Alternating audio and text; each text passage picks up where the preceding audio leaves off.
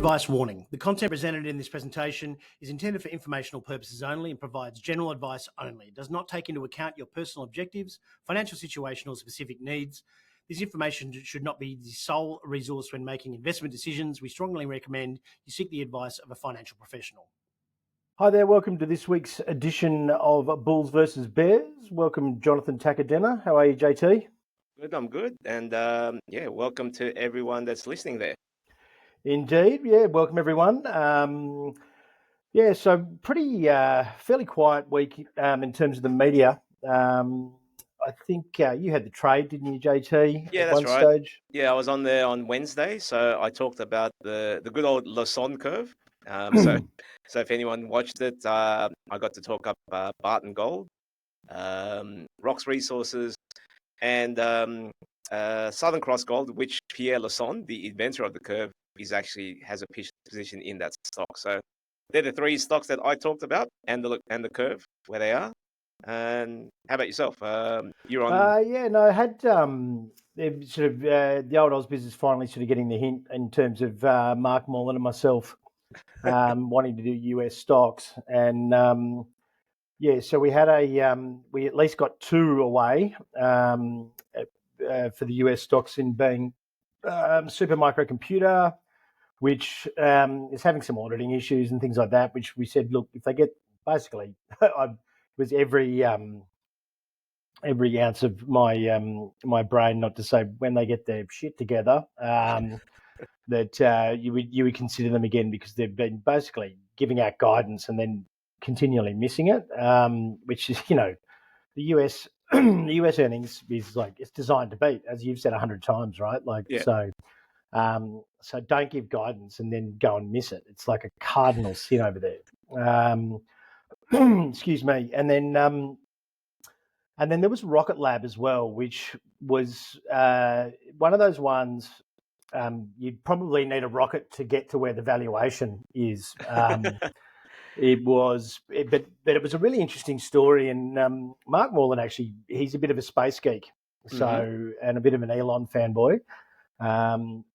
So he was sort of saying basically they're smaller rockets. It was a Kiwi founder, and but for smaller payloads, for smaller satellites, etc. So they're aiming towards getting up to doing a launch every 15 days. By the sounds of it, they're not reusable rockets, but obviously being the smaller size, but they don't compete with SpaceX, because SpaceX is all about getting to Mars. So it's all about connecting those Falcon rockets, or the BFR, the Big Bleep rocket, which was named by Elon.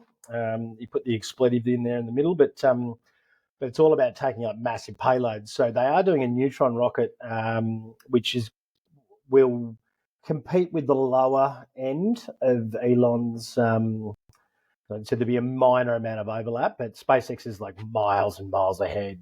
But aerospace being, and obviously they got a $5.6 billion government contract as well for Golden Dome and Space Force, which is, I don't know why it's funny, because there's the Air Force and the armed forces. So I don't know why Space Force cracks me up, but it just does, and that's one of the Trump departments he started, which they're albeit a comedic sort of name. So that was pretty interesting. But yeah, like nosebleed section in the stratosphere.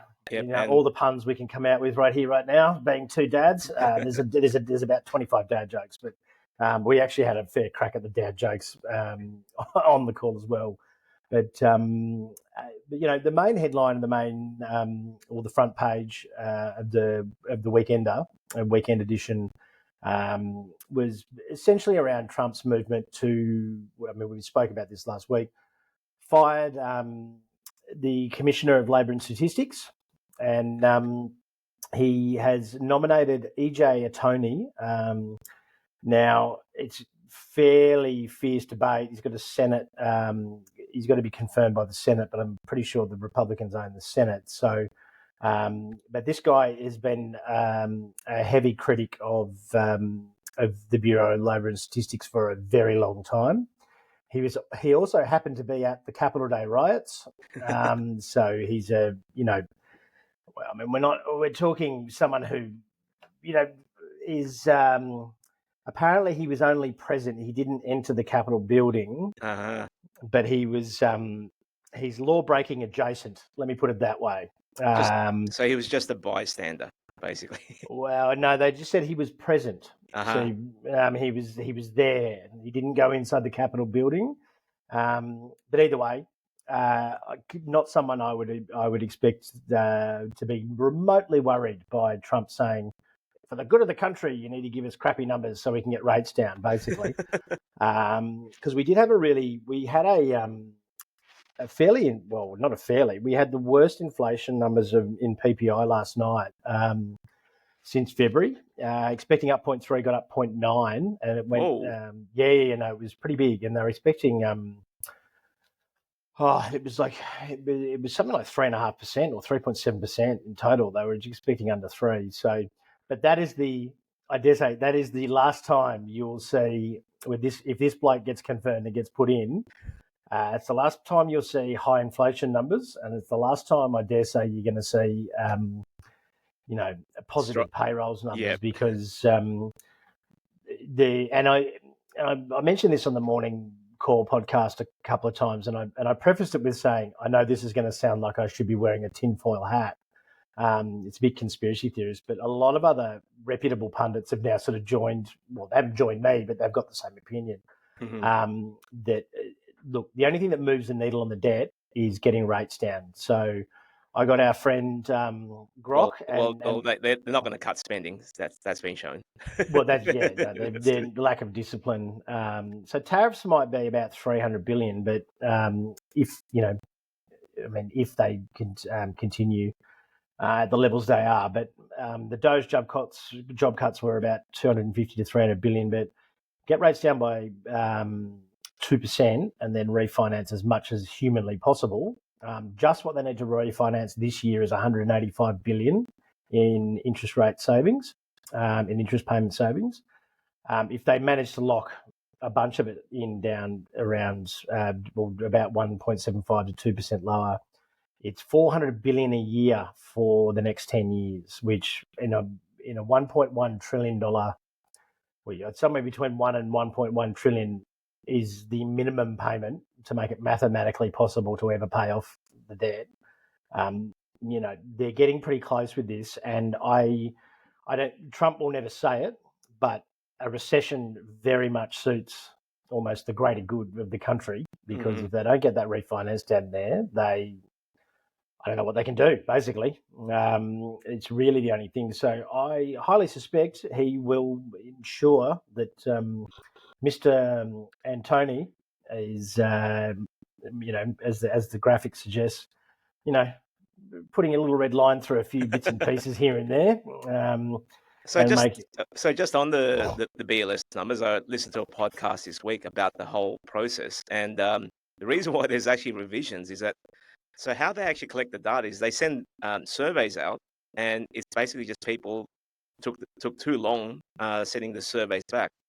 And they even admitted themselves that, surveys are less effective now. I think after COVID, people just tend to disregard them and put false information on there. So, that's not how Trump's put it. I believe the words phony, rigged were 2 words used. But someone's been thrown under the bus. Erica, and I don't know her last name. I do know her last name, but it's very hard to pronounce, so I'm not going to attempt it. A very short, sharp recession and then print, baby, print fits Trump's narrative. So that's why we've sort of entitled today's episode, if the numbers don't fit your narrative, change the numbers. That's it. So yeah, which they have been over the last couple of months. Yeah, absolutely. So obviously, just broadly, it was a fairly flat night last night.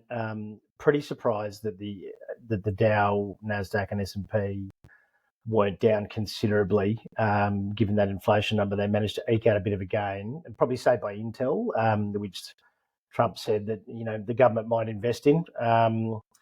apparently all you need to do is go to the White House on Mar-a-Lago and you get a government grant these days. I think, but overall, the Nikkei went to record high. Well, everything's at record highs essentially. Absolutely everything except the Russell, which is the small cap index. So, that bounced the most this week, though. if you look at that chart, it did nearly bounce the most this week. So, but on the flip side, it hasn't been participating in the rally as much as the large caps. So yeah, it's just definitely not. Just playing a bit of catch up. Yeah, so it is by far the highest concentration of 5 stocks in an index in history and 2 stocks in an index in history in the S&P and the Nasdaq at the moment. I think the Mag 7's now making up some unbelievable amount of the total market, like just well beyond what 7 stocks has ever done before. So obviously that helps the buoyancy because they're pretty solid companies, but which what works on the upside works on the downside as well, I suppose. But yeah, and we had Aussie earnings season this week, JT. So do you want to run us through the run us through the Aussie stocks that were a bit of a highlight? Okay, so JB Hi-Fi, they actually came out with some pretty good numbers, but the thing is the CEO resigned the same day. He thought he'd be leaving on the high. Stock got absolutely belted that day, but it has recovered quite a bit. Commonwealth Bank, absolutely belted. So it looks like money's just flowing out of Commonwealth Bank and into the other banks. Westpac, ANZ, NAB, all getting those flows at the moment.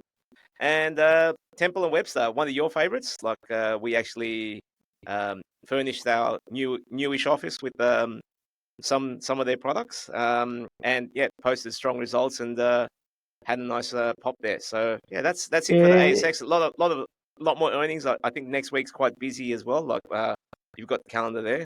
So you've got BHP, CSL on the Monday, Woodside Tuesday, Santos, and Goodman Group on Thursday. So this is the meat. This is the big week of earnings coming up next week. So stay tuned. Yeah, I mean, and one that look, CSL is expected to report well. BHP, I mean, there's not going to be too many surprises there. And look, iron ore has started to make a recovery, so we're around about $42 there.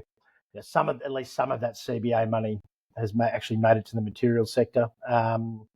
I would expect Goodman's to be. I think it's still pretty undervalued. They did that cap raise at $37. We're still below that price. The wind really got taken out of the sails there because of that April move, and it hasn't quite recovered. And look, the mining companies, I wouldn't expect too many major moves because they're just giving quarterly updates, right? So yeah, Ampol is actually there on the Monday, but that actually reported today, I believe. So it was up, and it's up about 8%. So it's the highest level it's been at in a while. So it's a mistake there, but these calendars are more indicative because if the company doesn't come out and specify an exact date, all of the market calendars just give the same day they did it last period or last year. So they're an approximation generally, just as a little disclaimer there. We just try and do our best to update them. And just my little anecdote. So I see Hub 24's reporting on Tuesday. So I went to a global Net Wealth on Thursday. There you go. So just my little anecdote. I was invited to the Global X 10 billion under management party in Sydney yesterday, and the CEO, halfway through the night, just had a little speech. He said it's actually a $12 billion party. So just plenty of money flowing into funds there. Well, so they're an ETF. Global X are a global ETF provider, yeah. So and we've been invited to the Beta Shares one, which is 50 billion, isn't it, or 60 billion, or something like that. But they're fifth on the list. So Global X are one of the smaller ETF providers here in Australia. But if they're getting funds under management by an extra couple billion, it just shows that the amount of money that's going into that has to go somewhere, and that's why these markets are at record highs at the moment. So I dare say, even though Hub 24 and Net Wealth are super expensive, I dare say that they'll get more expensive. Exactly. Look, in those, I long term, I see those two being disrupted just with the. I I mean, not necessarily the ease. I mean, credit to Kai Chen, our tech genius here, but I mean, our platform releases next week, and phone app in Android and iOS for Apple as well, and a desktop version. And I mean, look, we've had delays, and we've still managed to get up what most 2 years ago would have taken a couple of years and a couple of $1 million to get up and running. We've done in less than half a year. Significantly less than half a year, to be honest.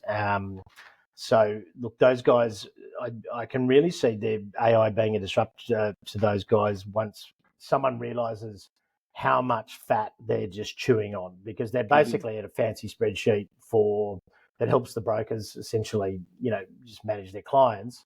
There's nothing more than a fancy CRM with an access to a couple of funds. And an interview reporting. So it's not overly, the barrier to entry is not big, but these guys are making so much money. I would imagine that someone's just going to go, we can build a competitor here and start like really eating at market share. But look, I wouldn't expect Australia to be one of the last markets. You'd probably go after Europe and the US before you start going after Australia. But someone will wake up at some stage and realize what a bloated, they're kind of like the ASX. This is like what a bloated sort of and archaic system it is, and then they'll probably start to come. But yeah, as I said, not going to happen for at least a year or two. I quite like the look of BlueScope as well. I had it on the call on Thursday. They're based in the US, so there's no tariff issues. And as you've said, and I quoted you on the call. The home builders in the US have been going gangbusters, and of course all of those houses that need to be rebuilt from the LA fires, which they're talking something in the vicinity of like $400 billion worth of damage. Do you reckon they're going to be rebuilding those houses with wood? I think not. So I don't know whether it's regulated. That was actually brought up at the during the call, and I didn't know, and I still don't know, but. I mean, look, if the insurance company's paying, you probably and they're sort of like for like. And lumber prices dropped like something ridiculous in the last few days as well, actually. So, and there's going to be a lot of steel needed for data centers and things as well. So these guys they're some of the greenest steel. So, look, I really like, but it's about to break up and momentum through, I don't know whether it's record highs, but definitely through like 12-month highs. So you'd be proud of me, JT. Momentum trades buying through the high, not just buying value. So which is a nice segue to saying, look, stock highlights this week. We had 10-cent music. Palantir continued to go up. So did Apple. But one thing that I saw just before we started recording the podcast was Warren Buffett has bought a stake in United Health. So, he found value there. Yeah. Yeah. So because that thing's pretty much halved in terms of stock price. I think we're back to COVID lows. Like so, it's wiped 5 years off. But I think that my Twitter has just been a buzz with, or my X.coms has been a buzz with like people who have obviously bought it down 40%, and now that's down. I think at one stage it was down like 60 or 70% or something stupid. It was like out of control, and everyone's just going, oh, this is ridiculous. Palantir's worth more than United Health, and one of them's got 50 bill revenue, and one of them's got 500 bill revenue. Like this is an opportunity of a lifetime, but you can just tell that. They're crying because they've probably been margin called 3 times on the way down. But I think that, and normally for me, I would be like, I resisted the urge to want to buy it because it's probably too big to fail. It's the biggest health insurer, and it's more important than the banks almost, or maybe it is more important than the banks depending on where you sit ethically. Yeah. I just had a look at the chart there. So it's gone from 620 all the way down to 240. At its lows, so absolute smashing on that one. So I highly suspect there might be some form of recommendation, or maybe there, but maybe a little bit of a bonus buy for you. But I think that whenever Warren Buffett's put in the floor, and he did it in the GFC and things like that, and he's been public about it because obviously they've released the funds figures. It's usually a pretty damn good sign, and it is undervalued. But it is also like an absolute crap show. So, but it's the sort of thing that, like I said, it's too big to fail. So it'll, we're likely to probably see, well, hopefully a bit of a recovery. And I'd be looking at. I mean, it's usually a really large part of a lot of the healthcare ETFs as well. So they've been really battered and bruised. And if you look at the long term trends on those healthcare ETFs, it's probably the biggest dip in 20 years in the healthcare ETFs. I would have thought. It's massive. Yeah, it's massive. I mean, so that might be a passive way to play it if you're ASX based. I mean, look, Tencent Music was up 11%. That CoreWeave, which is my compadre Mark Morland, we had it as a stock of the day when we did a US call. He described it as potentially the stock that burst the AI bubble because he reckons it's a scam and it'll never make money and it'll go bankrupt. He doesn't tend to pull punches, Mark Borland. But their revenue surged, but their losses were far worse than anticipated, so they dropped 20%. Deere & Co was down 6% as well.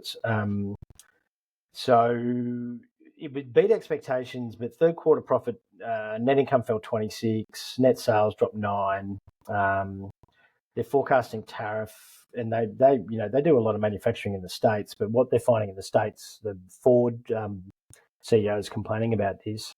A finished vehicle gets tariffs of whatever it is, 25, 40% or whatever.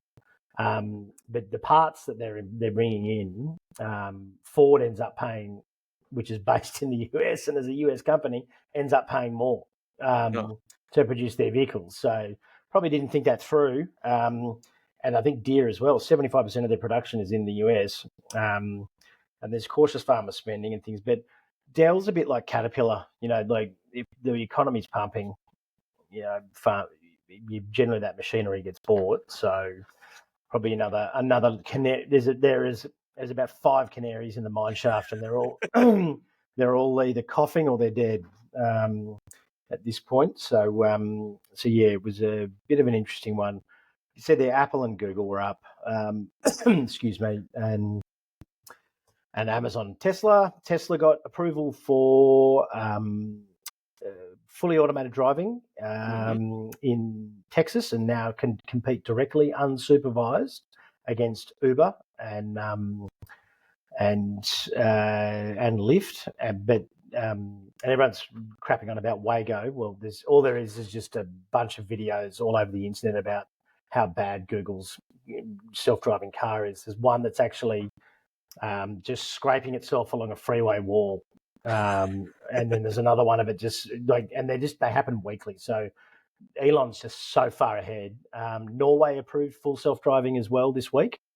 New York, excuse me, New York's going to do supervised. So Manhattan's doing supervised self-driving as of next month as well. So there's still a driver behind the wheel in that situation, is it? Correct, but basically everyone does supervise into unmanned, but the approval process basically is, I think it's just a dog and pony show. Basically, they need to show that there's someone in them to transition, but everyone that's done it, it's been within a month. Basically, they've approved full self-driving, so because it reduces the accident rate, ironically. So, but yeah, I'm getting mega bullish Tesla, and I was a little bit concerned because Elon was a bit dour at after the last earnings, but he reckons that 50% of the US will have supervised or unsupervised robotaxis by the end of the year. Whoa! So, okay, I just went whatever, but it seems to be happening pretty damn rapidly. So, well, he loves making a big call. I mean, I remember when he came out with the Cybertruck, and guys in the office had a bet on when it would actually come out, and it only just came out last year. And I remember that bet was somewhere around 16 or Yeah, so it was maybe like 7, 8 years ago. So yeah, Yeah. so it'll be interesting Um, if he can deliver, and as he says, get it done by end of the year. well, it's just a matter of production. So and the approval rates seem to be extraordinarily fast at the moment. But I mean, look, New York will probably be the litmus test in a way, because Manhattan's really densely populated. Texas is a bit of a, like, you're responsible for yourself sort of state. So Yeah. I'm not really surprised. So yeah, I guess we should just see what happens there. Commodities, mate. What's going on? Okay, so the big one this week is lithium. So there was a mine closed in China that spilled out into our markets, and lithium absolutely just pumped. So even the troublesome ones like mineral resources absolutely rocketed. Liontown hit $1.05. Pilbara had a good rally as well. And one thing I have noticed is there's a lot of, I mean, like Linus has obviously, been the premier sort of rare earths stock, but there's a lot of small and dare I say, dog stocks in that space, and they are still rallying. So yeah, just interesting that that space is getting a lot of love. I can see coal pulled back a little bit.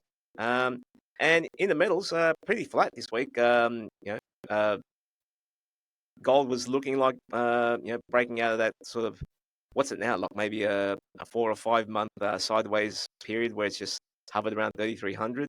Yeah. I mean, US dollar recovering. It's been, having done the morning, when I'm doing the morning podcast, it's pretty much just, it's pure US dollar at the moment. If Yeah, US dollar's slightly up, then those things are down. Copper and platinum have just been following yeah. So interest rate calls. I actually like copper here because obviously it's gotten hit and looks like it's formed a bit of a low here.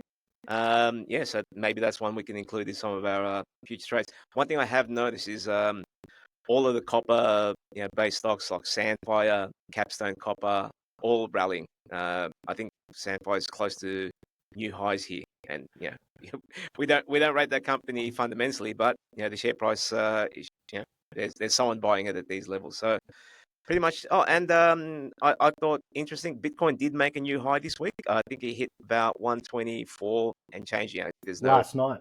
yeah, but there's no central like print there, but it did make a new high on a lot of new exchanges, and then immediately fell 4%. So interesting to see that kind of price action. And one thing I did notice is that I'm still part of a lot of crypto chats, and there wasn't much fanfare about Bitcoin hitting new highs. I think people are still trying to make their riches in the meme coins and and the like, and they see Bitcoin as a kind of like, as Yeah, you said, it's Bitcoin's changed, man. yeah. It's owned by the man now. Like, it'll be, all the crypto bros will probably hate it now. Yeah, Now it's exactly. got an as soon as you get an ETF, you've sold out. Yeah. But yeah, look, interestingly, you're mentioning copper because we are doing a AI infrastructure structured product this in the coming week. Hmm. Copper will be a part of that, and probably a leveraged part of that, I would expect. I think anyone who's listened to the podcast before or seen me write anything, I'm pretty bullish copper. But we're also looking at it, including some water investment in there as well, Hmm. and a few other things.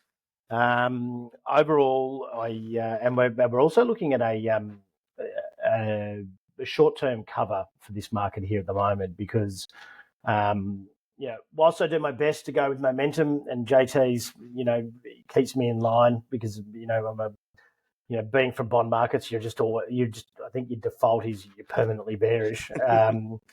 Is that we are at record Schiller PE, which is the 10-year average of PE. We are at record GDP to market cap. We are at record PE, forward PE, trailing PE. The highest concentration in the least amount of stocks of all time. And I went back and did some research, and again, I proudly handed my research to JT and said, look, I looked up counterpoints as well. I wasn't just drinking my own Kool-Aid. But one interesting point was that the only time we've been like this is 2001. I don't think the 2001, all of those big companies weren't anywhere near as well capitalised or well organised, and I don't think the internet is as big as what AI is going to be. This is industrial revolution kind of level stuff, I think, in AI. So I'm not a believer in it dropping 50% or et cetera, because there was some real dumb money back in 01. But plenty of dumb money this time as well.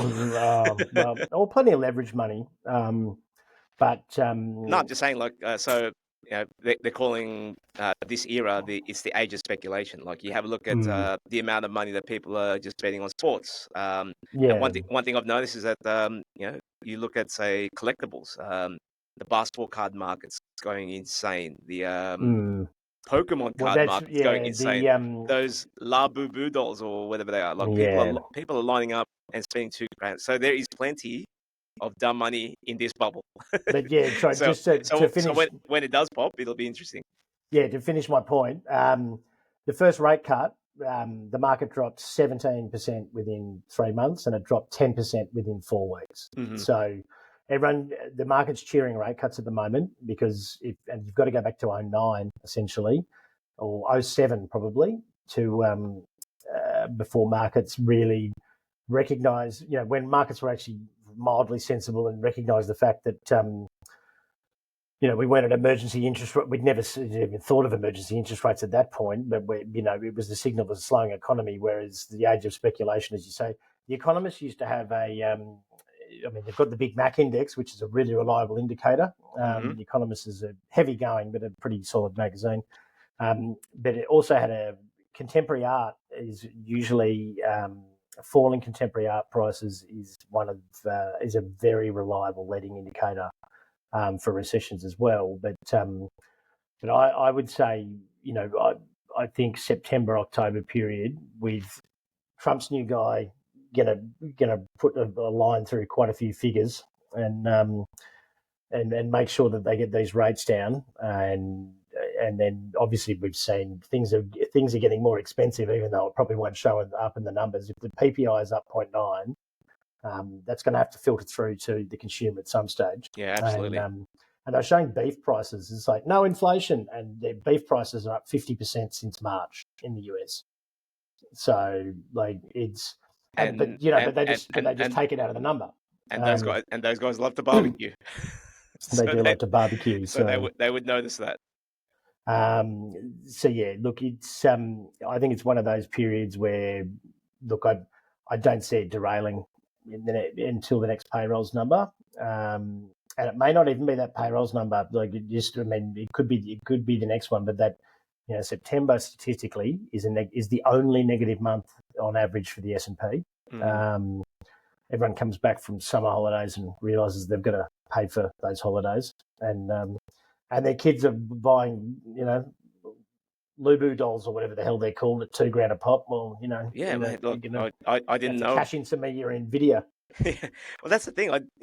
Because of the way people consume media nowadays, is like everyone's kind of in their own echo chamber. So unless that pops up in my Twitter feed, I actually don't know about it. But then, I was like, La Boo Boo, like, never heard of it, but there's people lining up, and it was snaking outside, and people were paying $2,000 a pop to resell as well. So insane the amount of speculation there is out there. Okay, so on to the trade of the week, and this is all thanks. It's more of a humble brag, this trade, because you kind of missed it, unfortunately. Well, you haven't missed it necessarily, but well, I mean, like, so if you are an actual client, so we called everyone on the Monday saying that we're going to buy 10-cent music before earnings, and so that's one of the benefits of which we also did before the previous earnings as well. And trade number one there is up 30%, but that was a 43% move, or nearly a 50% move actually. But we trimmed along the way, so I think we banked some within 3 or 4 days because it just went nuts. and just took off a third. I think we took off a third sort of halfway up, and then the final third towards the top. And then we just, because Spotify had some weird news and it got hammered, and we were, Richie Nader was away and things, and it was just like, well, we'll just reassess. But we decided to rebuy, and obviously away it goes. So it's a bit of a pattern because Alibaba has done it as well. Mm-hmm. All of the Mag 7 equivalents in China, it seems to be a bit of an obvious. It seemed to lag. We didn't actually explain that. So Tencent is the Spotify of China. Yes, and then Alibaba's is it the Facebook?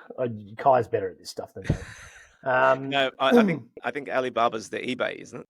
It's the Amazon or something like that. Or the Amazon. It's one. Yeah, I think it's the Amazon. Okay, there you go. But either way, I probably need to learn that. But and Tencent, I think Tencent's the Facebook because Tencent Music's a portion of it. Uh-huh. But Tencent's the one with the app. I'm sure there's some Chinese Australians screaming at this podcast right now, going, "You idiots! You're so uneducated." Look, just for your reference, I grew up in a small town in country New South Wales with 2,000 people, and not even the Chinese restaurant was run by Chinese people. So I'm more ignorant than anything else, and I apologise for that. But yeah, so there, and look, that was just a number of a couple of trades. Obviously, Richie's Palantir calls just going gangbusters. It's like $200 now. Like I just and look, he's going really well. Do yourselves a favour, if for listeners of the podcast particularly, just send us an email. You can go invest at NPC Markets, or you can hit me up on Twitter or whatever. But anyone who wants a free trial of the Global Alpha for a month, we're more than happy to. And we will have a new app next month as well, which all the recommendations will come through. So it's nice and tidy. So looking forward anyone to who wants, just get in contact with Jonathan or myself, and we'll see if we can sort you out. So what are you? And my graphic design skills came to the fore here today. No more cut and paste. Yes. So you actually drew this yourself, did you?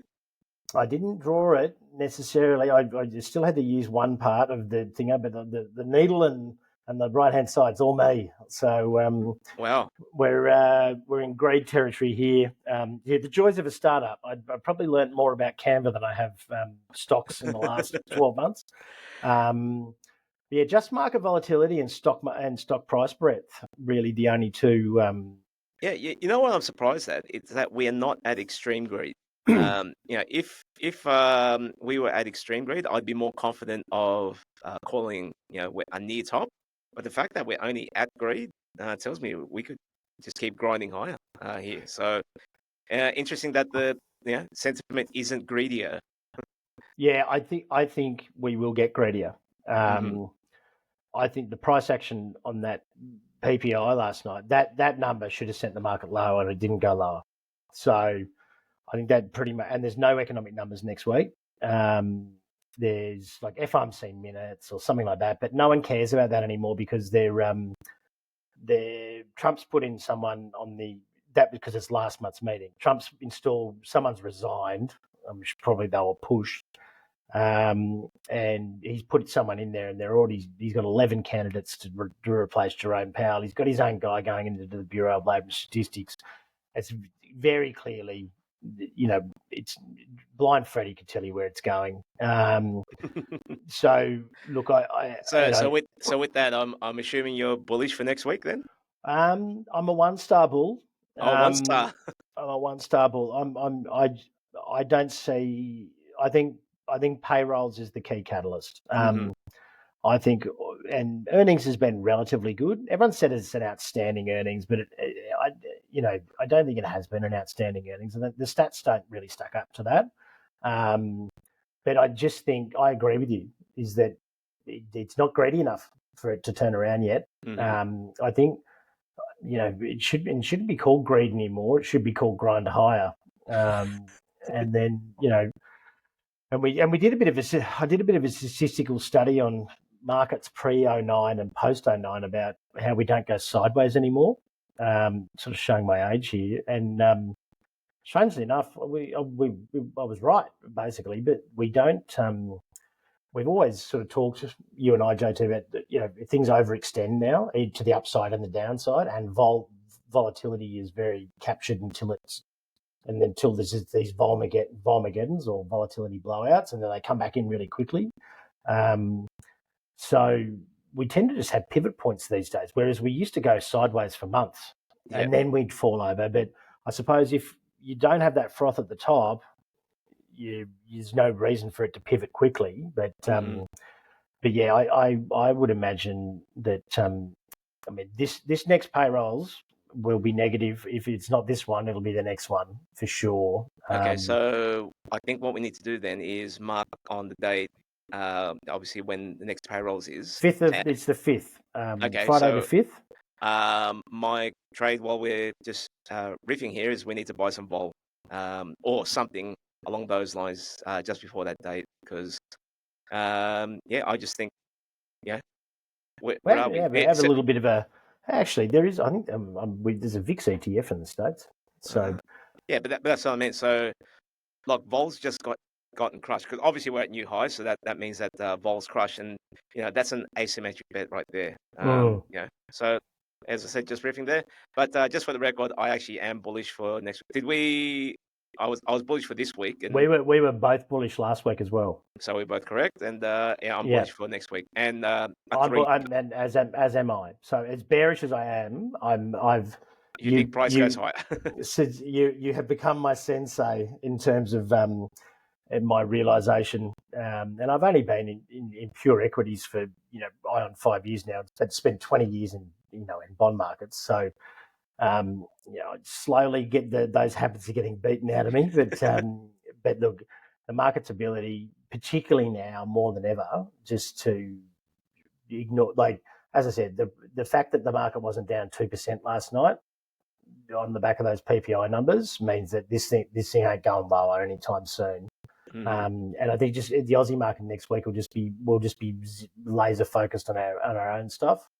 And there's Jackson Hole symposium next week as well. So given that Tim Cook from Apple, Jensen from NVIDIA, the bloke, I don't know who the CEO is of Intel, everyone who's gone to the White House or gone to Mar-a-Lago and kissed the ring has seemed to have fallen ass backwards into a whole bunch of grants. So I don't really expect the business leaders to be very anti-Trump, to be brutally honest, because everyone loves lower interest rates. So I think there's going to be a fair bit of Fed bashing at their own conference, to be honest. And I reckon if I was Jerome Powell, I'd be packing a bulletproof vest and a mouth guard. So because no one's going to want to talk to him because they know he's gone. He'll be eating by himself in a table in the corner or something like that. And there'll be a fair bit of and whoever the next nominee is going to want to make an impression. I think there'll be some pretty. I think that's going to be necessarily bullish. Well, only risk I can possibly see is Trump meeting Putin. Interestingly, they are meeting alone without any expert advisors in the room. That concerns me. I don't know why, but it just gives me the heebie-jeebies that those two men, alone, just, if I was a journalist, I wouldn't be going anyway. Find yourself with some radioactive disease if you said something against Putin. But I think it's in Alaska, which is kind of neutral ground because it used to be owned by Russia. Okay. So, but yeah, so I think that wraps it up, mate. And that's it. Well, I think we'll if you haven't already, obviously the Global Alpha podcast is on will be a bit more consistent now. It'll be released on Monday afternoons. And if you want to just catch up on the day ahead on the overnight markets, the Morning Call podcast is available as well. Have a great weekend, everyone. I hope you enjoyed listening. JT, you could. Yep, and thanks for listening, everyone out there. Stay bullish. So, if you can. My bear suit's getting dry cleaned.